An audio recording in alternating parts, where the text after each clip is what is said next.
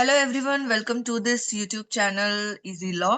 ये आपकी पहली क्लास है जिसमें हम डिस्कस करेंगे फंडामेंटल्स ऑफ कंप्यूटर्स के बारे में। कंप्यूटर जो कि इम्पोर्टेंट पार्ट है एमपीजीके में, ये एक बहुत अच्छा एवरेज वेटेज बताता है कि कितने नंबर के क्वेश्चंस आएंगे और ये कितने इंपॉर्टेंट है। तो हम इसके एमसीक्यूज पुराने पेपर से सॉल्व करें या फिर अदर पेपर से सॉल्व करें, उससे बेहतर है हम थोड़ा सा इसकी फंडामेंटल डीलिंग्स को चेक कर ले एक बार कि क्या क्या चीजें आती हैं या किस किस तरीके से हमें कंप्यूटर को पढ़ना है। ठीक है,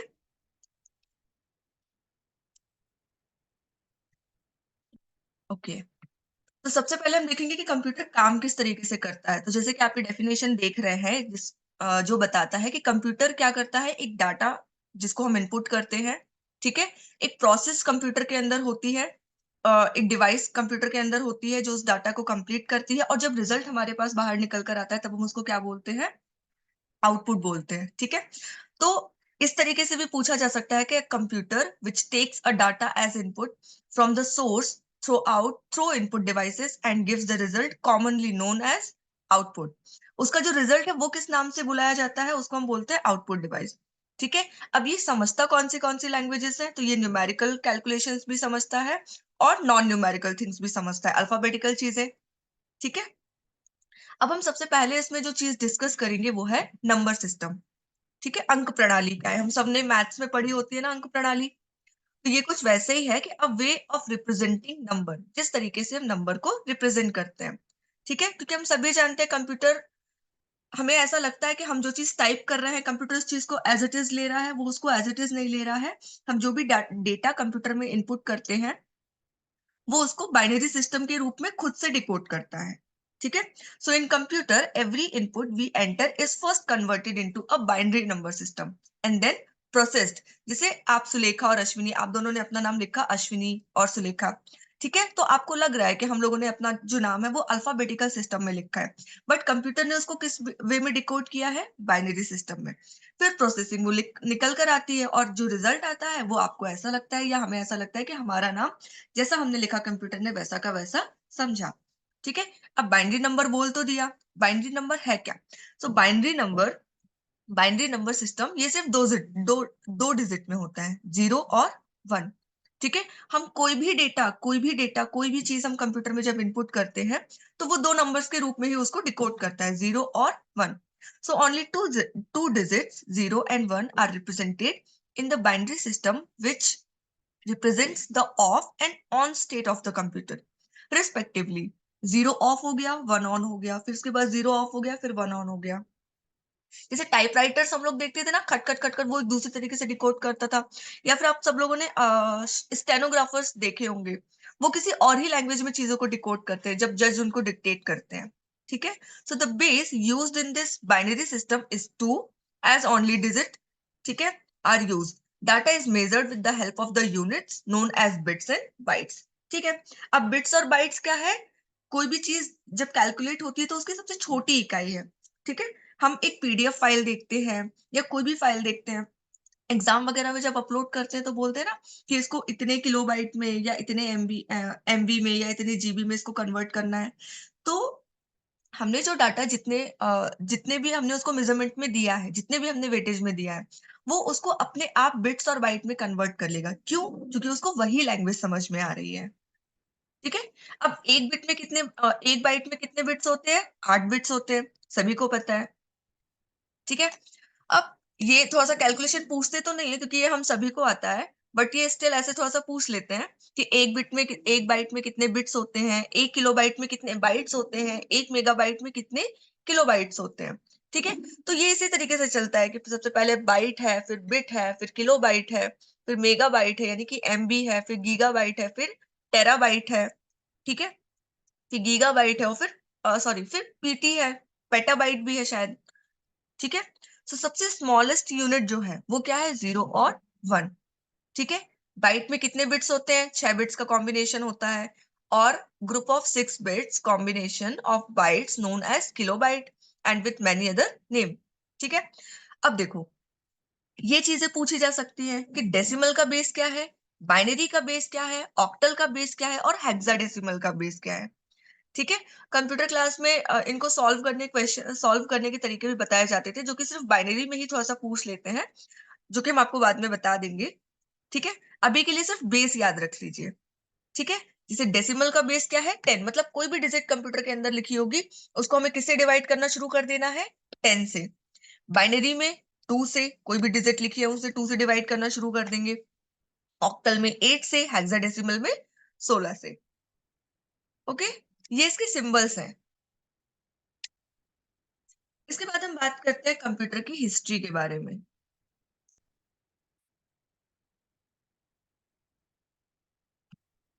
ओके, नाम वैसे आई डोंट थिंक किसी का शो होगा, but I will check it. ठीक है, यदि होता है तो। History of computers.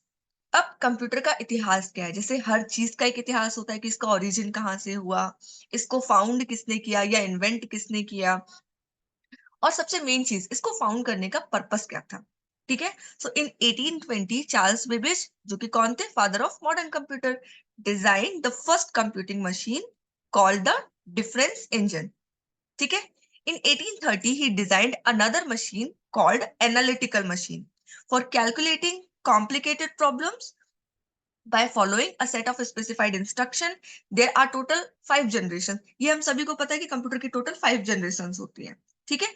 बट हुआ क्या कि 1820 में चार्ल्स बेबेज, जो कि मॉडर्न कंप्यूटर के फादर थे, उन्होंने सबसे पहली कंप्यूटिंग मशीन बनाई।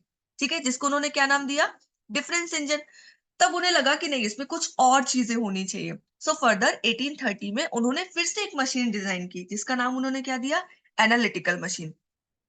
डिफरेंस इंजन क्या करता था, नॉर्मल चीजों को कैलकुलेट करता था, जबकि एनालिटिकल मशीन क्या करती थी, चीजों को एनालाइज करती थी, कॉम्प्लिकेटेड प्रॉब्लम्स को सॉल्व करती थी। ठीक है। अब इसके बाद क्या हुआ, जनरेशंस पे जनरेशंस आनी शुरू हो गई। तो सबसे पहले ये हम देख रहे हैं, इस तरीके के कंप्यूटर हुआ करते थे।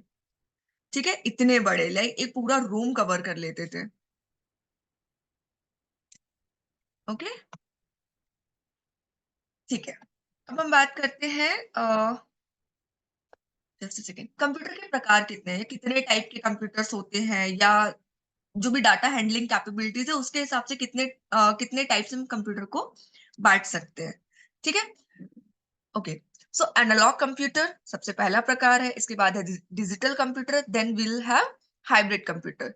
सो एनालॉग कंप्यूटर क्या करता है, numerical data was represented by a measurable physical value that does not remain constant, जैसे कि speedometer, measure, they were used in old days. पुराने टाइम में ऐसा होता था कि जो भी न्यूमेरिकल डाटा होता था, जिसको एक मेजरेबल फिजिकल वैल्यू के रूप में प्रेजेंट किया जाता था या उसके द्वारा प्रेजेंट किया जाता था, जो कि कैसा नहीं होता था, कांस्टेंट नहीं होता था। जैसे स्पीडोमीटर, हर बार इसका जो स्पीड है वो चेंज होती रहती है, कांस्टेंट नहीं रहती। प्रेशर, ये भी हर बार चेंज होता रहता है। और बट ये चीजें कब यूज, मतलब कहाँ यूज होती थी, पुराने टाइम में यूज होती थी। ठीक है। अच्छा, अब सबसे पहले हम लोग एनालॉग कंप्यूटर पढ़ रहे हैं, तो ये देख लेते हैं क्वेश्चन कहाँ से बनेगा। सो क्वेश्चन ऐसे पूछ सकते हैं कि एनालॉग कंप्यूटर की डेफिनेशन तो ये पूछेंगे नहीं, ये सीधा आपको डेफिनेशन ही रख देंगे। The numerical data was represented by a measurable physical value that does not remain constant. Example speedometer, ये एग्जाम्पल वगैरह दे देंगे। अब आपको ये हिंट करना है कि ये किस प्रकार का कंप्यूटर है। ठीक है, तो वहां पर आप क्या टिक करेंगे, एनालॉग कंप्यूटर। सेकेंड है हमारे पास डिजिटल कंप्यूटर।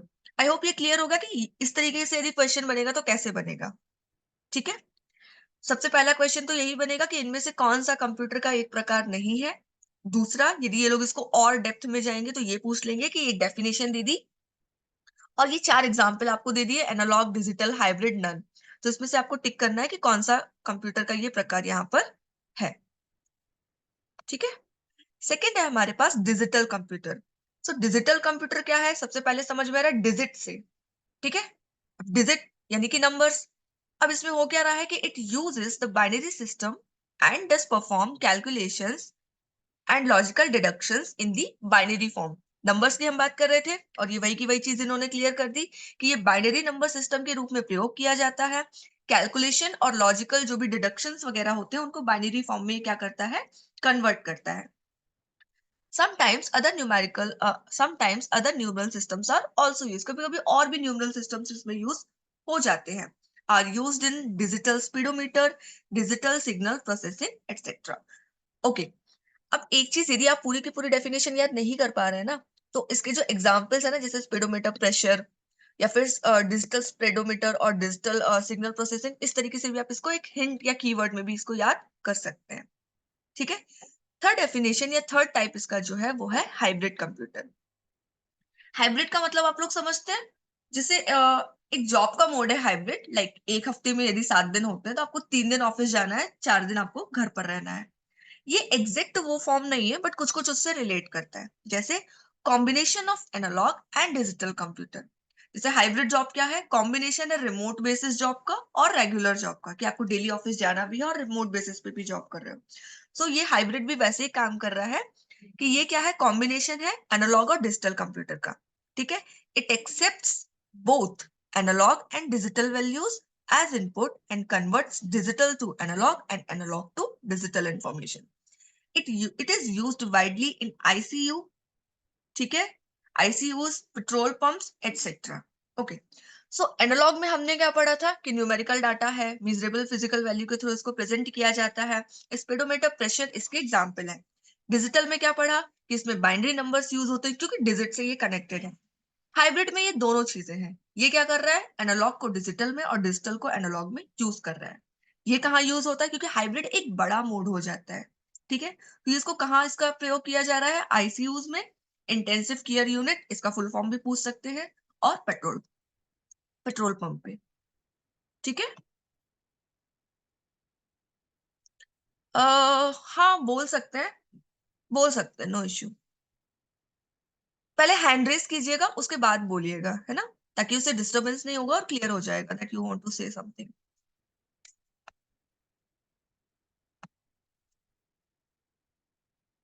ओके। तो टाइप्स ऑफ कंप्यूटर के बाद we have classes of computer, कि इसकी कितनी क्लासेस हैं। ठीक है। ठीक है, अभी हमने क्या काइंड्स इसके पढ़े थे, एनालॉग, हाइब्रिड और डिजिटल। अब साइज और टाइप के आधार पर कितने तरीके के कंप्यूटर होते हैं, तो हम लोगों ने देखा होगा सबसे पहले सुपर कंप्यूटर्स होते थे। ठीक है। उसके अलावा फिर हम लोग वो पीसीज वगैरह देखते थे जिसमें एक सीपीयू साथ में होता था, यूपीएस साथ में होता था, और कीबोर्ड वगैरह माउस सब हाथ में होता था। उसके बाद हमारे पास लैपटॉप्स आए। ठीक है, एलईडीज और लैपटॉप्स आए। उसके बाद अब हम क्या यूज करते हैं, फोन। मोबाइल फोन को मोस्टली क्या बोलते हैं, पाम टॉप कंप्यूटर्स, ये कंप्यूटर का पाम टॉप फॉर्म है। ठीक है। So based on the sizes and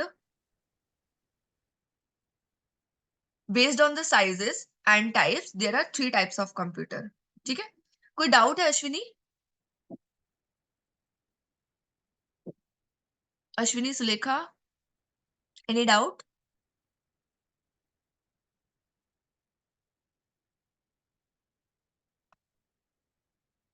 okay. So I don't see any doubt here. आप लोग बोल सकते हैं, बट हैंड रेस करके बोलिएगा, क्योंकि एकदम से बोलेंगे तो वो डिस्टर्ब होगा। ठीक है। Hope you get it. Okay, so based on the sizes and types, we have three more types of computers. सबसे पहला क्या है, माइक्रो कंप्यूटर, पर्सनल कंप्यूटर।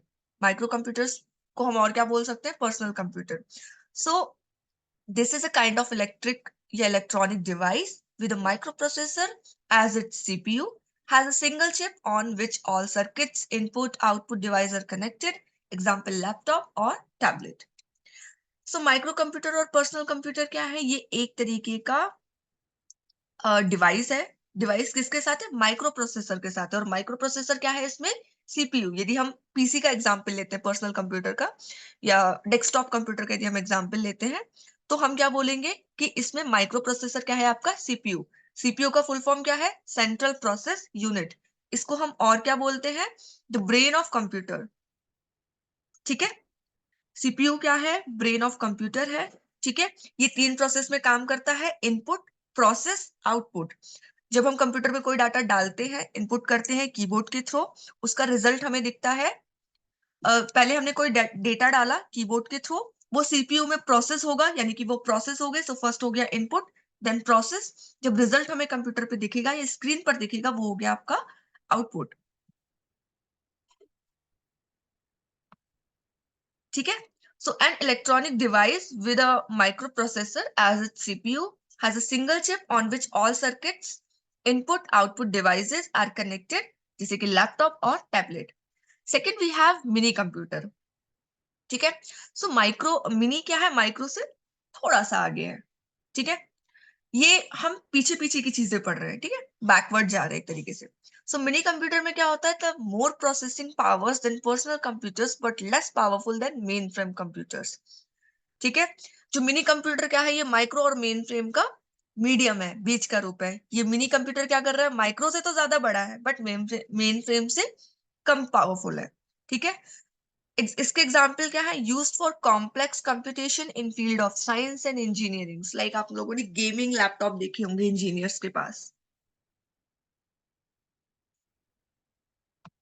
ठीक है, आप लोगों ने क्या देखे होंगे, गेमिंग लैपटॉप्स देखे होंगे। गेमिंग लैपटॉप्स जो होते हैं वो हाई क्वालिटी डिजाइंड होते हैं, ठीक है, उसका डेटा, उसकी जो रैम वगैरह होती है वो बहुत ज्यादा हाई प्रोसेसर की होती है।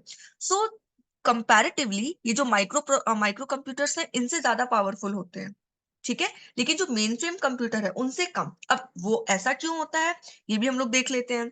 मेन फ्रेम कंप्यूटर्स लार्ज होते हैं, एक्सपेंसिव कंप्यूटर्स होते हैं विच कैन मेंटेन थाउजेंड्स और even millions of users simultaneously, ठीक है। Example, they are used in ATM machine. So यदि पूरी पूरी डेफिनेशन आपको नहीं भी याद हो रही है ना, don't worry at all.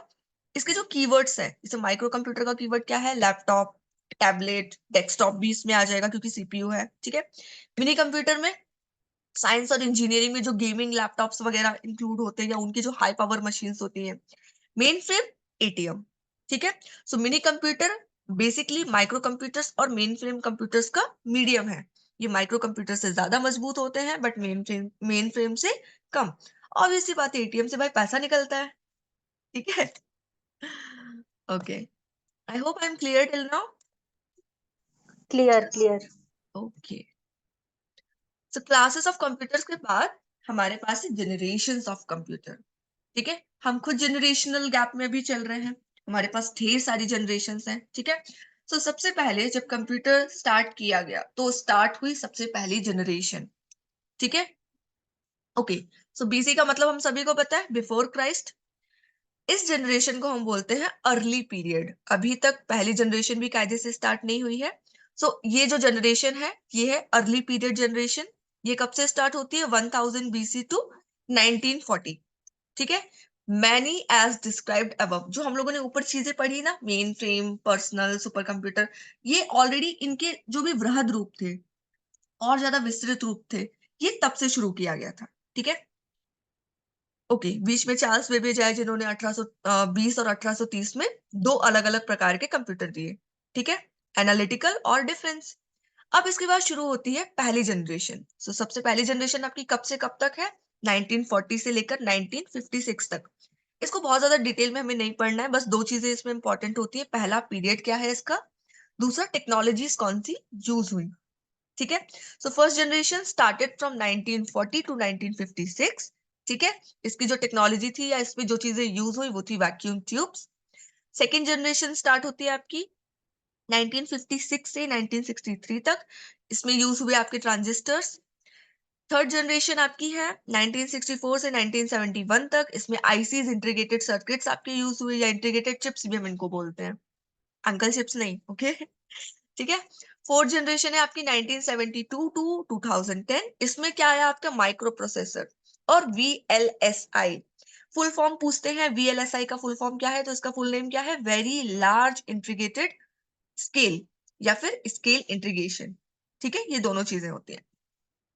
Fifth generation आपकी 2010 से चल रही है अभी तक, जितने भी आपके रोबोट्स रोबोट सब आ रहे हैं ना, सब इसी में इंक्लूड हो रहे हैं, ठीक है। सो यूएलएसआई यानी कि वेरी, यहाँ पे ultra, ultra large scale integration, microprocessor and artificial intelligence, ठीक है।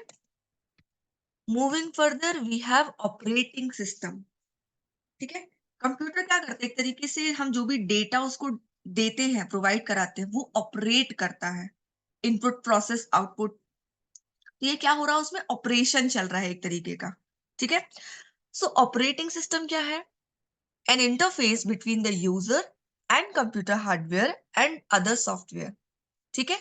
एक इंटरफेस यानी कि एक कनेक्शन है, किन लोगों के बीच में, हम यूजर हैं, हमारे बीच में, जो भी कंप्यूटर हार्डवेयर और सॉफ्टवेयर है उनके बीच में। For an example, I am the user, अभी के लिए, ठीक है, हमारे सामने जो स्क्रीन है, जो भी पार्ट्स इसके हम देख पा रहे हैं, दैट इज हार्डवेयर। जूम से हम कनेक्ट हुए हैं, वो इसका क्या हो गया, सॉफ्टवेयर। तो ये जो प्रोसेस है, ये जो सिस्टम है, इसको हम क्या बोल सकते हैं, operating system. A most important program that runs on a computer. ठीक है, कि ऑपरेटिंग सिस्टम एक तरीके से क्या है, सबसे ज्यादा इंपॉर्टेंट प्रोग्राम है जो कंप्यूटर पर रन करता है। ये कर क्या सकता है, so it can perform task like memory allocation, controlling unit and output device. ये मेमोरी को एलोकेट करता है, इनपुट को कंट्रोल करता है, इनपुट और आउटपुट डिवाइस को कंट्रोल करता है। मतलब अभी हमने यदि लिखा 2+2 4, तो वो वही कंट्रोल कर कर वही हमें आउटपुट उसका रिजल्ट देगा।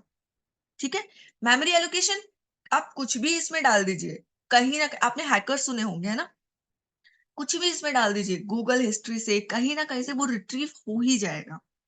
ठीक है, टाइप्स ऑफ ऑपरेटिंग सिस्टम। अब इसके कितने प्रकार हैं, so based on different uses and nature it is divided into some parts. इसके यूज और नेचर को लेकर कुछ पार्ट्स में इसको डिवाइड किया गया। सो सबसे पहले हमारे पास है single and multitasking. Single user interface भी होता है और मल्टीटास्किंग इंटरफेस भी होता है। सिंगल सिस्टम में क्या है, मतलब सिंगल में क्या है, एक तो ये अकेला अकेला ही सब कुछ संभाल लेता है। मल्टीटास्किंग एक साथ कई सारे काम कर लेता है। आपने देखा होगा ना, कई सारे टैब्स ओपन रहते हैं, जैसे जूम भी ओपन है, पीपीटी भी ओपन है, स्क्रीन रिकॉर्डिंग भी चल रही है। ठीक है, single system only allows one program to run at a time while multitasking allows more programs to run at the same time। कुछ ऐसे कोडेड प्रोग्राम्स होते हैं जो ये बोलते हैं कि यदि आपने एक मशीन या आपने एक जो है डिवाइस आपने ओपन की, तो बाकी की सारी चीजें आपको बंद करनी पड़ेगी। मल्टीटास्किंग में जैसा कि अभी हमने बताया, सारी चीजें एक साथ ओपन करा सकता है।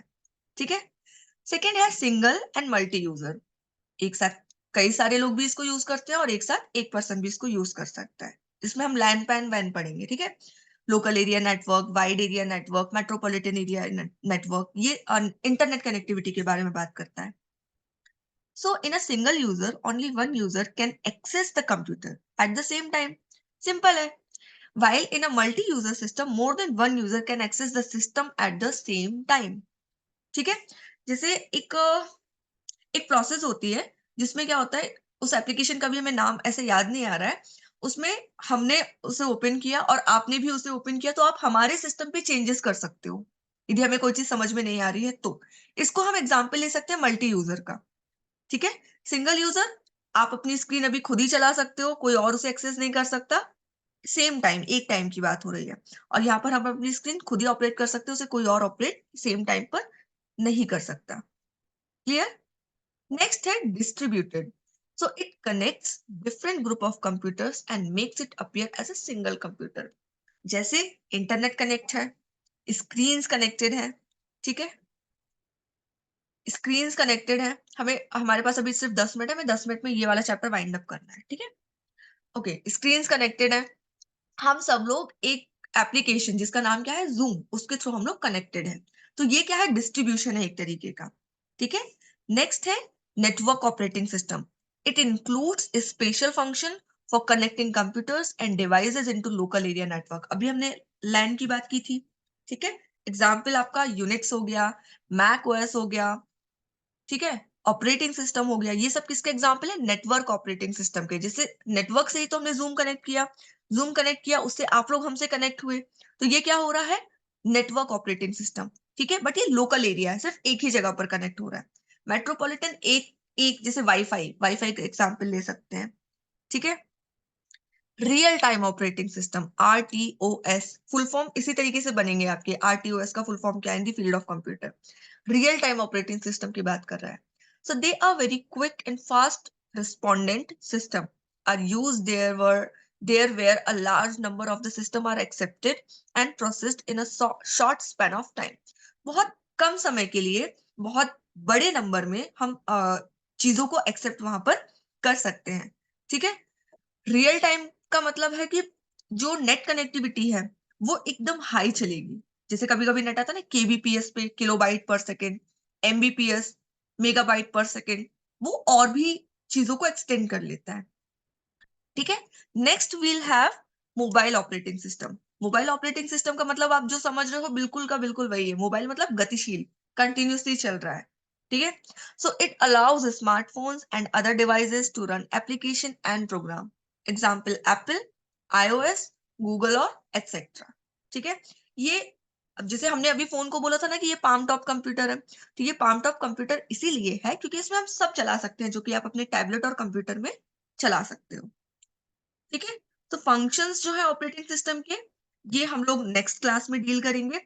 हम लोग छोटा छोटा पार्ट करके पढ़ेंगे, आप लोग बस उतना छोटा छोटा ही रिवाइज करते जाइएगा, और जिस जिस तरीके से हम बताएंगे बस उस तरीके से रिवाइज करते जाइएगा।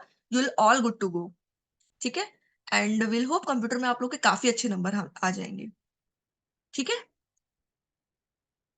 सो अभी I am winding up the class. I hope सब समझ में आ गया था।